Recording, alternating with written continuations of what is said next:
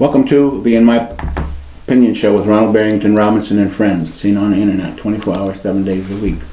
I want to introduce Mrs. Jackie Williams. Hello, everyone. And Mr. Henry Hatter. Hello, Ron. And welcome to our viewing audience.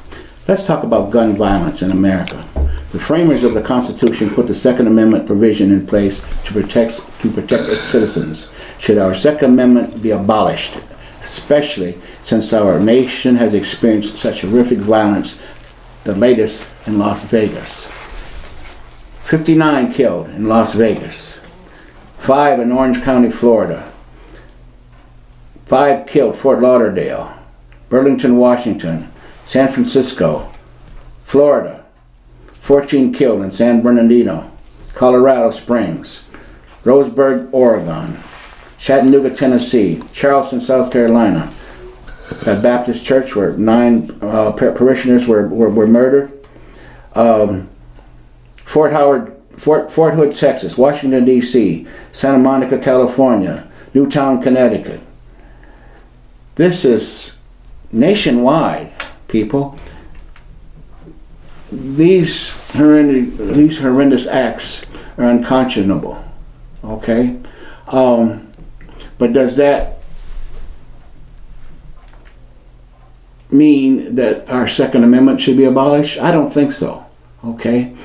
According to published reports, there are over 300 million guns in circulation in the United States.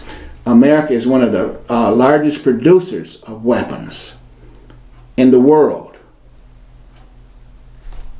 Jackie, what is your thoughts? Well, we have several situations going on here with the Second Amendment. I know that there was some provisions to remove some of the regulations, and I believe it was where you were mentally ill, you were automatically turned down for a weapon. And from what I understand, they passed it. They relieved that. They removed that restraint last year or the beginning of this year. And so what they were saying is that we're not saying that you should not be able to have, I don't think our forefathers had the interpretation that you would have weapons to destroy other people. You would have weapons because that was your right, but not to destroy mankind. So what I was listening to the other day, they said Australia had the same situation, and back in, I believe it's 1996, don't quote me, I think it's 96. Yeah, it was. Okay, they removed, they made a restriction where you could not have weapons, automatic weapons anymore, and they have not had a mass killing since 1996. So it seems as though if we were serious about reducing these issues, that we would make some restrictions. And what they said was temporarily is hot. It's a hot topic when people are talking about who died, and then it quickly dies down because the NRA have bought several of our congressmen, and they're to brush it over. Like they said, Mitch McConnell stated last week that this is not the time to try to bring up new laws for gun violence. Well, if it's not now, when? I mean, this was the largest shooting that we've had. And going back to the actual shooting, they were talking about some things that we could have in place that are just basic. The hotel that he was staying in, they said that there is no metal detectors that could have detected all of these weapons, because I think they found how many in a hotel room? Over that was in a home. So he had quite a bit. About 20 was. Yeah, he brought quite a bit in the hotel, but had they had a metal detector, that could have stopped some issues or whatever. So we could do like some basic things to kind of tighten up our situation. And we can't just let it be hot and then stop talking about it. We have to pursue it. You have to give up your lobbyists, and you have to do what's right for American people, because people died at the hands of this man, and he was looking for bigger venues. So he didn't have a history of mental background, but he acquired quite a bit of guns, and I think that's another basic thing we could do as well. When someone is acquiring all of these guns, I mean, what do you use automatic weapons for? I mean, so when you're acquiring all these weapons, somebody should ask the question, or let somebody know this guy is acquiring quite a bit of weapons, because they even said it when he went there. Oh yeah, he buys weapons all the time. Well, why are you buying weapons? And then maybe that should be our base too. So it's certain things that we can do to eliminate this problem, but do we really want to? Or do we just want to cry when it happens? I don't think we want to really deal with the Second Amendment, and take guns from folks, because that will require Congress to do a whole lot of work, all right? And it would take, to change the Constitution, this constitutional amendment, what is it, 36 states? Or something like that. Yeah, 39. To overturn, Right. to overturn it, and that's not going to happen. So I think we're just whistling in the wind, and and unfortunately, people are dying. Right. That's the unfortunate part about it. Okay, but me personally, I don't want to see guns taken away out of the home or away from anybody, because all that does is leave an avenue for the army, the police, to come in and do whatever they want to do, all right, to the general public, and I don't think we want that, all right. Henry, what do you think? Well, I agree with Jackie that there are some circumstances on which people should not have the right to own guns. Sure. If they're unstable, if they're violent, if they do seditious things, talk against our government with guns. That sounds bad. And when the frame of the Constitution put these issues together, the Bill of Rights, they had hoped that guns would be used for obtaining food, and the people lived far away from center cities where they were protected by the presence of people. But when you live out on the prairie and you face predators, both human predators and wild animals, you need a gun. You need to know how to protect yourself. And that was always a present danger for them. It was a good reason to have a gun. I think they thought through this and they did a good thinking about it. But then there's another clandestine reason that the framers of the Constitution wanted to have a gun. They couldn't trust government. And people are hanging on to that idea that you can't trust the government. That's why you have all of these satellite strong gun controlling organizations in the Thumb and in Tennessee and all of these places. People are armed. As you said, they had 300,000 guns in this country. 300 million. 300 million guns in this country. That's scary. They have, by an order of 10, more guns than constables, county police, the sheriff, the state police, and the militias that we have, the state militias, and the federal government. You've got all of that protection to protect the individual, and yet you go out and do double duty and give people guns. And most of these guns are bought, by personal belief, to be used by bullies, to intimidate other people. The framers of the Constitution did not want that. And I don't foresee any date that I would take up a gun against the government. This is my country. And sure, there was a time back in the old days, they militarized men and women who lived on the frontier as soldiers. Right. Yeah. So you had to be ready to protect the threshold of your community against insurgents. They could be British, they could be French, they could be Indians, they could be Russians, or all of those other countries that were here. That made sense. But today, who are we afraid of? Well, even while you were talking, I'm thinking about even just safety. We're just not even doing the safety things, because I believe it was this week when a 4-year-old obtained her grandmother's purse and there was a gun in there, wasn't on safety, and shot herself. Or last year when a lady was going through Walmart, she had her purse, the little girl went in the purse and blew her head off. I just think that we have lost focus of what's important. We need to, if you have a right to bear arms, I'm fine with that, but you should have a responsibility to be safe. And at your right to bear arms, it should not be dangerous for people around you because you're not doing the safety. But you got all of these authorities, armed authorities that protect you every day. They're supposed to protect you. Well, they do. They can't protect you from every particular incident because they can't protect everybody the same way. So there's some risk. And us just living, just being alive and being human, the risk that we take to be in that kind of situation. Well, then maybe people probably wouldn't have a big thing with guns if the people who were in position to protect us really was protecting all the people. Well, they do it to the degree possible.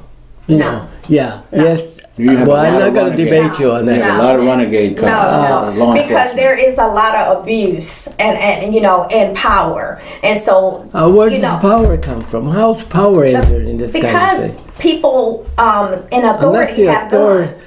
People in authority have guns. Don't come out and shoot people at random. Don't only in and Henry, where have you been? How many cases do we have that are pending that the police have gotten off for shooting unarmed people who you said to protect themselves? Well, these people didn't even have a gun, but they thought they saw a gun, something that looks like a gun, and they shoot 7 to 8 times.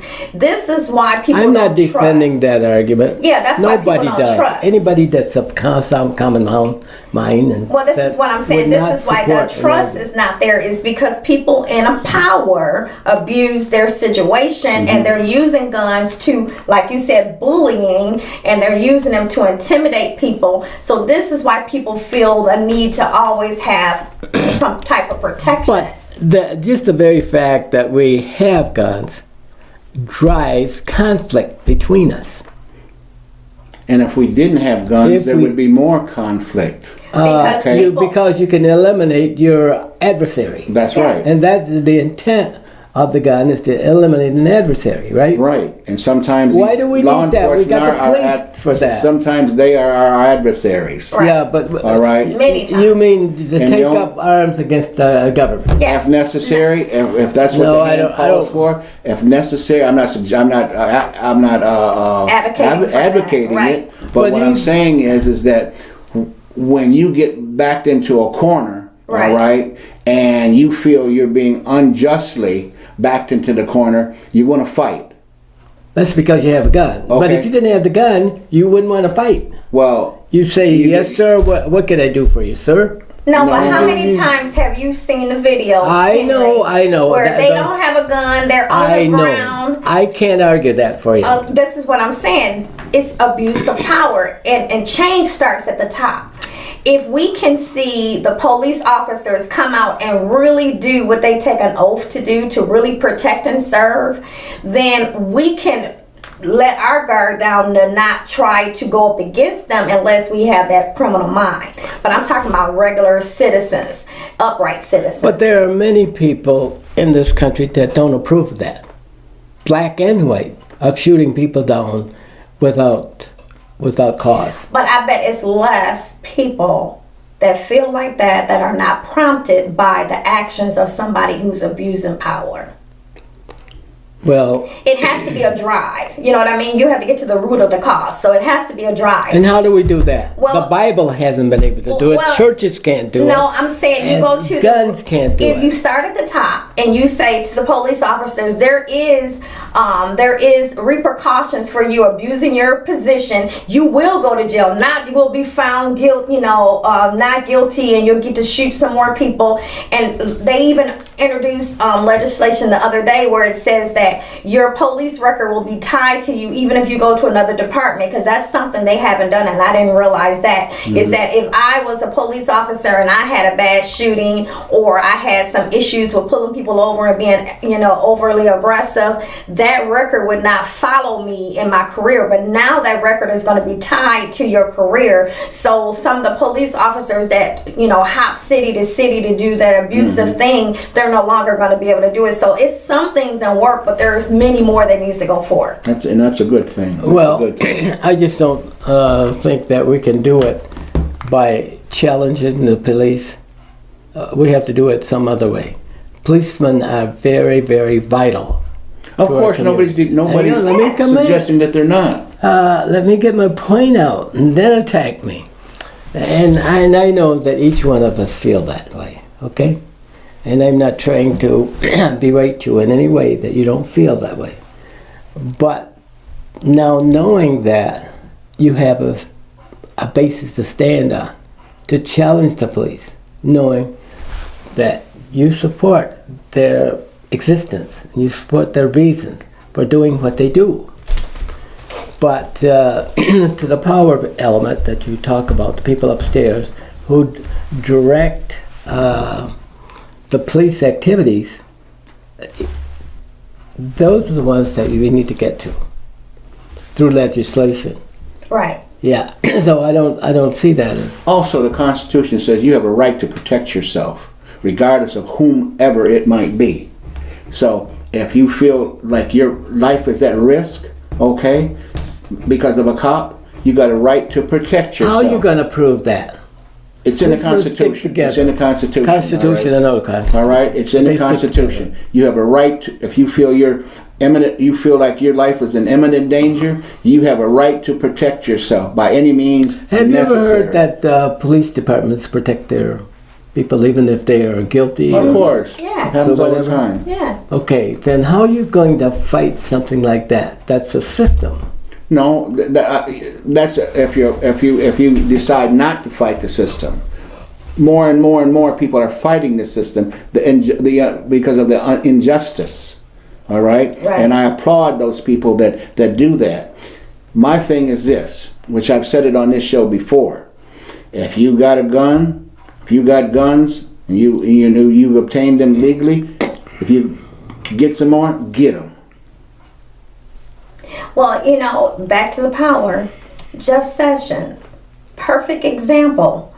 He's rolling back every protective source we have. Like there was a protection in the workforce where you just couldn't outwardly fire anybody that was a part of the LBGT or anything like that. Well, he just rolled that back. He just went and rolled back the transgender in the military. So things that were protected, so you knew you couldn't touch, those are now being unprotected. And so now what do you do? He can't do that by himself. He can rule on it, but what I'm saying is there's repercussions to him doing these rollbacks, and this is what he's doing. He's rolling back all of the protection that we had. The protection of if I am different, I can be different and I still can hold my job. This is what I'm talking about. There's root causes to these things. People are feeling some kind of way. And of course, there's mental issues that you can't address because it just can be anything. But what I'm saying is there is people in power that are doing things that make people uncomfortable.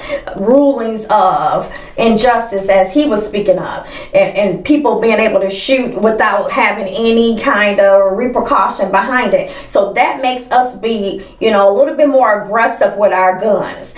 People like a Jeff Sessions that's rolling back every protective order that would protect the American people just so that they'll be able to do what they want to do. Yeah, but the law has to provide constructs for the system to survive. And when you say that he's rolled back a lot of this, it's not rolled back to get at any particular segment of the society. It's to maintain the law. The law as it exists. You got to have police determinations and attorney general determinations all the time. Judge determinations to define what the law is. Because the law cannot operate differently under different Okay, circumstances. so when you say that, how can you say that when there had to be a reason why the LBGT had to be protected? Because why? Because statistics show that they were targeted at their job. If you look different, if you didn't look like the regular people, then you were targeted at your job to be different, and you found yourself unemployed. Well, they protected that. So now you're telling me that he's rolling that back, and that's not going to have a repercussion to the people that live that Those lifestyle? people have to be protected under law. Businesses have shop rules, they have work rules, and theirs are maybe different than the law.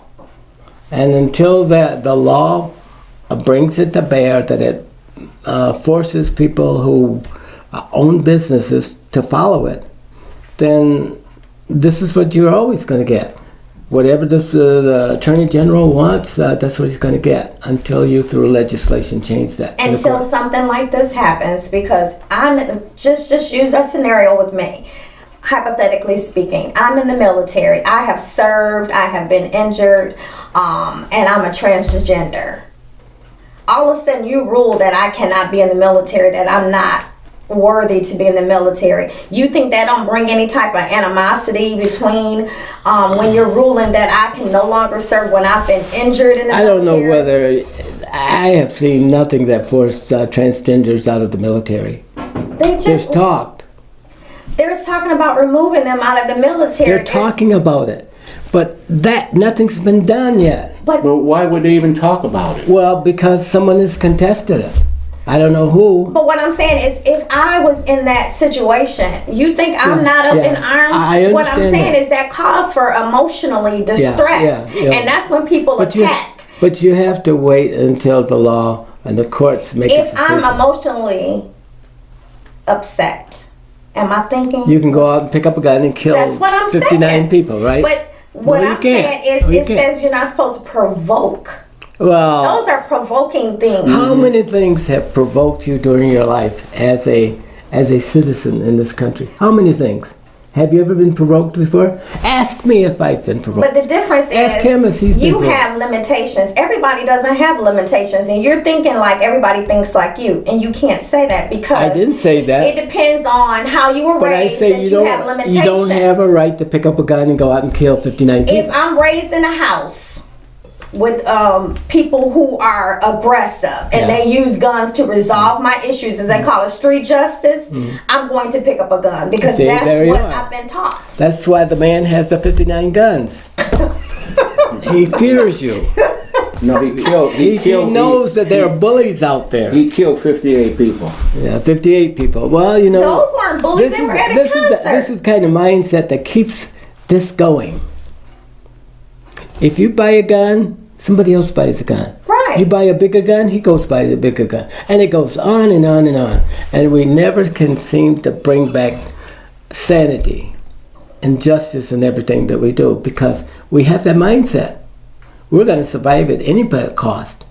Damn anybody else. But we're going to survive.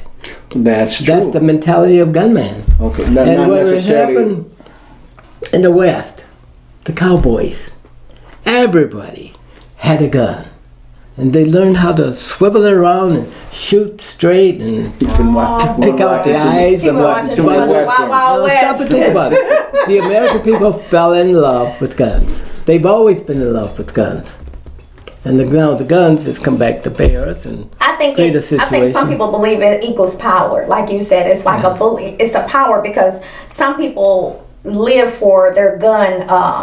What do you call it? Their gun cabinet. Yeah. They'd be like, "Have you seen my collection?" And that's what they said about this guy that did the shooting. They said he had a collection out of this world. Mm-hmm. See, I have no problem with people owning guns, but I do have a problem with what they do with their guns.